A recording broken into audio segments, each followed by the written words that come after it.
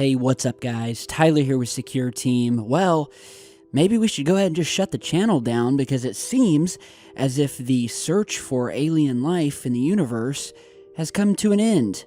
And why has it come to an end, you might ask? Well, because apparently the ingredients needed for alien life in the universe do not exist.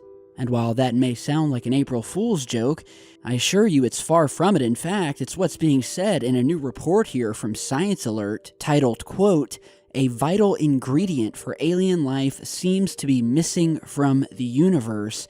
It goes on to discuss how one of the essential chemical elements that are needed for life to exist in the universe is that of phosphorus. And apparently, the latest research out in the science community suggests that there may be, quote, less of it in the wider universe than we thought, and that could be bad news for those hoping to find alien life in space.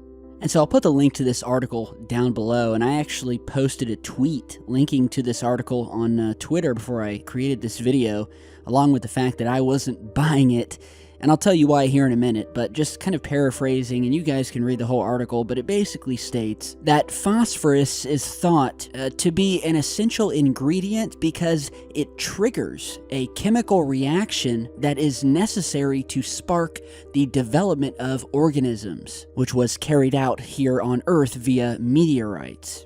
And in this new study, researchers examined readings from the William Herschel telescope in the Canary Islands, where they basically measured the infrared light produced by phosphorus and iron in the Crab Nebula, which is this massive gas cloud that was left over from a supernova located around 6,500 light years away from Earth. And basically, long story short, is that they found way less phosphorus than they thought they would. And that these results indicate that some star systems might have very little to none of this chemical element. And so now we've got all of these articles out here that are basically using these results as a way of saying, well, looks like there's no alien life out there.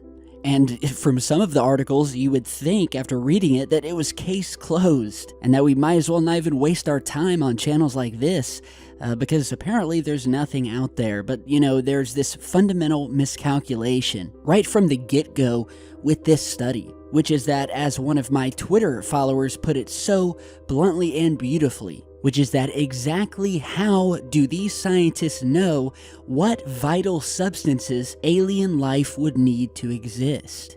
Well, the answer is they couldn't possibly know that.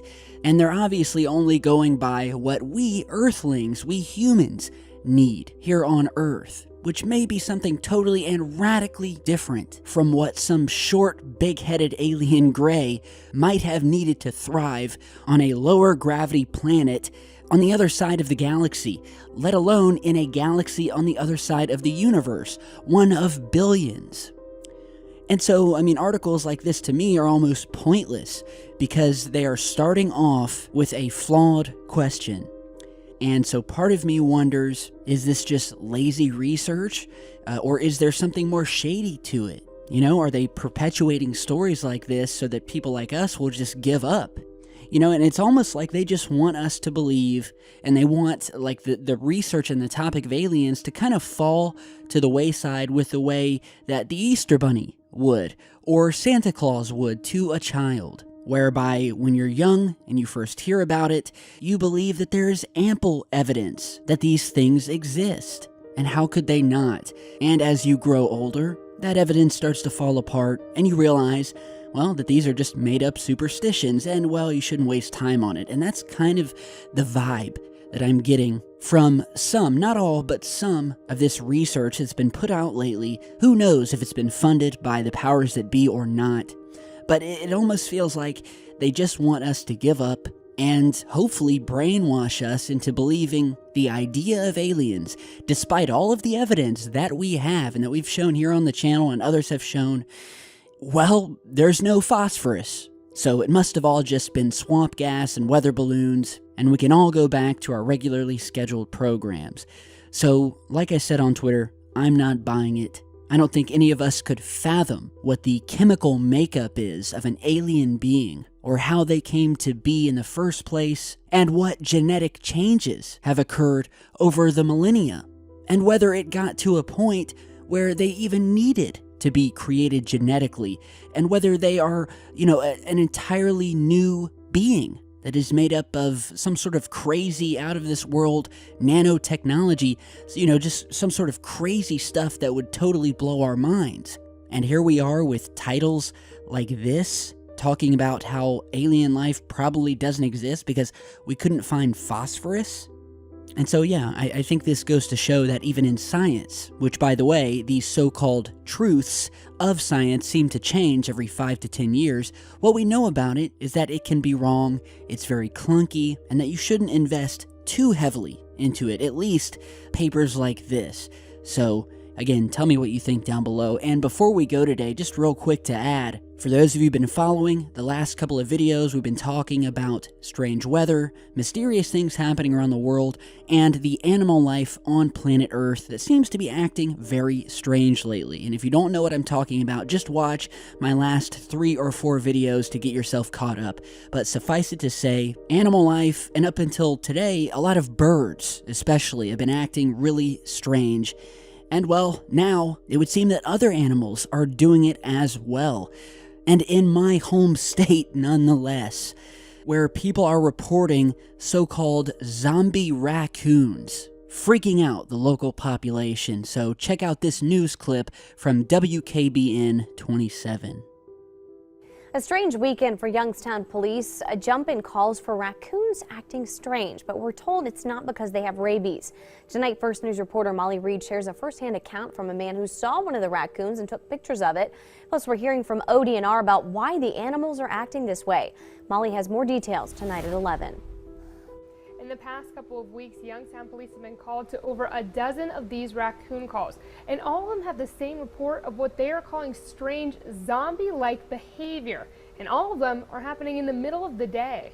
Looked over there and he got distracted and he saw a raccoon coming our way. Robert Cogasol's playtime with his dogs was interrupted by a feisty and sick raccoon last week. I got the dogs back in the house. The raccoon follows us right to the front door. Once inside, Robert, a wildlife photographer, grabbed his camera to document what he called extremely strange behavior. He would stand up on his hind legs, which I'd never seen a raccoon do before, and he would show his teeth, and then he would fall over backwards and go into almost like a comatose condition. Robert attempted to scare the raccoon away, only to find the animal was not interested in leaving.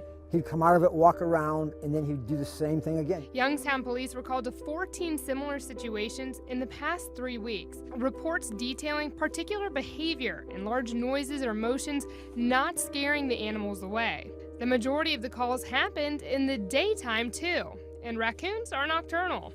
Those animals, including the one in Robert's yard, were ultimately euthanized. The Ohio Department of Natural Resources tells me it doesn't sound like rabies, but rather a disease called distemper. Raccoons are really prone to getting several different diseases that even amongst themselves can be devastating to the population. Jeff says diseases like this stay local and eventually die off. When you end up with just a couple individuals left that aren't as susceptible to it, then the disease kind of dies out for a while until the populations grow again.